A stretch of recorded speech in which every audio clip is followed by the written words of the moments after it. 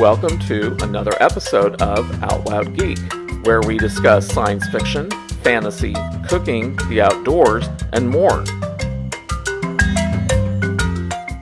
The opening box office for the third installment of Fantastic Beasts, which is entitled Fantastic Beasts: The Secrets of Dumbledore, isn't looking good. The film opened in North America this weekend to a muted $43 million in its domestic box office debut. With the ongoing coup, those ticket sales were enough to lead this weekend's box office charts and land one of the biggest North American openings in 2022. But it's also a sign that the magic is in short supply for J.K. Rowling's lucrative and ever-expanding wizarding world. Dinged by mixed reviews and growing apathy for Eddie Redmayne's prequel series character Newt Scamander and company, The Secrets of Dumbledore stands as the worst start for a Harry Potter-adjacent movie.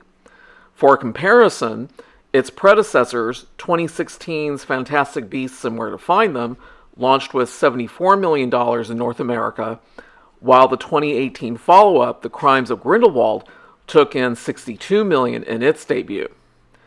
The diminishing enthusiasm for Fantastic Beasts is problematic, because witchcraft and wizardry does not come cheap. Warner Brothers shelled out $200 million to produce The Secrets of Dumbledore, and the studio spent tens of millions more to promote the film to audiences across the globe. Like the franchise's earlier entries, The Secrets of Dumbledore will be reliant on the international box office to make money in its theatrical run. The first two Fantastic Beasts installments, which ended with $814 million globally and $650 million globally, respectively, made nearly 75% of revenue from foreign sales. Fantastic Beasts 3, too, has been a bigger draw to overseas audiences. Since the film touched down in several foreign markets last weekend, The Secrets of Dumbledore has grossed $193 million globally to date. But the persistence of the coup has cut into the box office in China, where 50% of movie theaters are closed, while Russia's invasion of Ukraine has meant that the country is not granted access to Hollywood's films. Those limitations have been difficult for all blockbusters. Since the coup began in 2020, only 5 Hollywood movies have generated at least $500 million at the global box office. One film that hasn't had trouble smashing that benchmark is The Batman, which has been a bright spot for Warner Brothers. This weekend, the comic book adventure starring Robert Pattinson has blown past $750 million worldwide.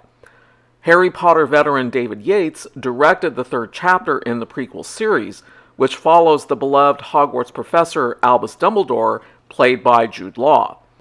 But he's only one of a couple Dumbledores with secrets, as referenced in the movie's title. In Fantastic Beasts 3, which was co-written by Rowling and another Potter alumnus, Steve Kloves, a young Albus and magizoologist Newt Scamander team up to thwart the dark wizard Gellert Grindelwald, who is played by Mads Mikkelsen, replacing Johnny Depp, from igniting a wizarding world war. The cast also includes Ezra Miller, Dan Fogler, Alison Sudol, Callum Turner, and Jessica Williams. Variety's Peter de Bruges called the film a vastly improved sequel. The prequel saga, which predates the adventures of Harry, Ron, and Hermione, is intended to be a 5-film franchise, but executives at Warner Brothers are waiting to see how The Secrets of Dumbledore is received by audiences before giving films 4 and 5 the green light. Fantastic Beasts 3 secured a B+ cinema score from moviegoers, which is the same grade as its predecessor, but Fantastic Beasts and Where to Find Them landed an A-. Off-screen Fantastic Beasts has been a controversy magnet. On top of declining box office ticket sales, the series has been subjected to blowback over Rowling's controversial views on sex and gender identity, as well as the domestic abuse allegations that forced Depp out of the franchise. And Ezra Miller, who has a key role in the latest film, was recently arrested for disorderly conduct and harassment, though a temporary restraining order against the actor has been dropped. Though moviegoers may not be aware of all the scandals plaguing Fantastic Beasts, internally at Warner Brothers it has become a headache, one that has become less and less pleasant to endure because the series is no longer minting money in its theatrical run. The wizarding world of Harry Potter, however, is much more than a film franchise. The fantastical universe has lent itself to profitable theme parks, live events, and a Broadway play, as well as consumer product riches and success on home entertainment. This weekend's other major release, Sony's R-rated faith-based drama Father Stu, flopped in its domestic debut, earning only $5 million from over 2,700 North American theaters. Several holdovers, including Sonic the Hedgehog 2, The Lost City, and Everything Everywhere All at Once, had more to celebrate over the weekend. After all, it's not a common occurrence that a romantic comedy and an indie movie place higher on box office charts than Sony's major superhero movie Morbius and Universal's explosive Michael Bay movie Ambulance.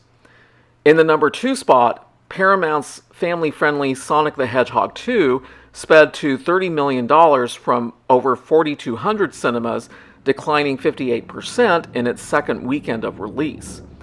As Sonic 2 continues to charm audiences, the film has generated a strong $119.6 million in North America to date. Sandra Bullock in Channing Tatum's romantic action-adventure The Lost City took third place for the second weekend in a row. A24's genre overload Everything Everywhere All at Once enjoyed another impressive run, moving up to fourth place, with Morbius and Ambulance coming in at 6th and 7th place, respectively. Thank you for watching today, and thanks to everyone who has subscribed to our YouTube channel. We appreciate your support. If you enjoyed this video, please press the like button below, and please feel free to share a comment.